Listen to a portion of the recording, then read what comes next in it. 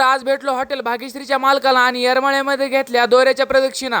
रामराम मित्रांनो, तुळजापूरच्या पाया वगैरे पडणं झाल्याच्या नंतर आता आम्ही निघालो होतो येरमाळ्याकडे। सर्वांना तर माहित आहे की धाराशिव तुळजापूर हायवेला हॉटेल भाग्यश्री आहे, म्हणून हॉटेलला भेट देण्यासाठी मी आणि माझा भाऊ गेलो होतो आतमध्ये। तर मित्रांनो, तुम्ही सगळे बघू शकता की आतमधून हॉटेल कसं दिसतंय ते, आणि आपल्या सर्वांचे लाडके हॉटेल भाग्यश्रीचे मालक नागेश भैया पण इथंच उभारलेले होते। मग नंतर त्यांच्यासोबत एक छोटासा व्हिडिओ वगैरे काढला। हॉटेल भाग्यश्रीला कोणी कोणी भेट दिली कमेंट करून मला नक्कीच सांगा। नंतर थोडा पण उशीर नाही करता आम्ही निघालात बघा येरमाळ्याकडे। तर पोहोचलो बघा येरमाळ्यामध्ये। येरमाळ्याच्या परिसरामध्ये आल्यावर वेगळाच आनंद होतो। प्रदक्षिणा घेण्यासाठी आम्ही मस्त दोरा वगैरे घेतला होता आणि त्या दोऱ्याला घेऊन आम्ही निघालता देवीच्या मुख दर्शनाला। तर मित्रांनो, आपल्या येडामाईच्या दरबारामध्ये 24 घंटे 365 दिवस अशीच गर्दी असते, हे तर तुमच्या सर्वांना माहितच आहे। तसंच आज पण मंदिरामध्ये खूपच गर्दी होती, त्यामुळे देवीचं फक्त मुख दर्शन घेऊन आम्ही निघाला दोऱ्याच्या प्रदक्षिणा घालायला। बाहुल्याचं नेमकं काय महत्व असतं हे कमेंट करून मला नक्कीच सांगा। मग काय, दोऱ्याची वगैरे मस्त पूजा वगैरे केली आणि केलं मस्त प्रदक्षिणा घालायला चालू। मित्रांनो, आपल्याला सुख आणि शांती लाभावी म्हणून वर्षातून एकदा तरी येरमाळ्याला येऊन देवीच्या डोंगराला अशा प्रदक्षिणा घातल्याच पाहिजेत। प्रदक्षिणा घातल्यामुळे असं पण म्हणतात की आपल्या सर्व इच्छा पूर्ण पण होतात। प्रदक्षिणा घालत घालत आम्ही तर सगळे निम्या रस्त्यापर्यंत आला होता। देवीच्या पूर्ण डोंगराचं अंतर 2 ते 3 किलोमीटर असावं असं मला वाटतंय। कन्फर्म नेमकं किती आहे हे मला तर माहित नाही, कमेंट करून तुम्हीच सांगा। तर फायनली मित्रांनो पोहोचलो पुन्हा नंतर देवीच्या मंदिरापाशी। तुम्ही सगळे बघू शकता की सगळ्यात पुढे फक्त माझाच दोरा आहे। आज तर शेवटच्या पायरीपर्यंत मी प्रदक्षिणा घातली। नंतर मस्त आलात बघा देवीच्या मंदिरापुढे, कारण प्रसाद वगैरे घेऊन आम्हाला जायचं होतं लवकर घराकडे। मग सगळे निघालात आपल्या गाडीकडे। तर मित्रांनो, तुम्हाला आजचा व्लॉग कसा वाटला कमेंट करून नक्की सांगा आणि फॉलो करायला विसरू नका। जय श्रीराम।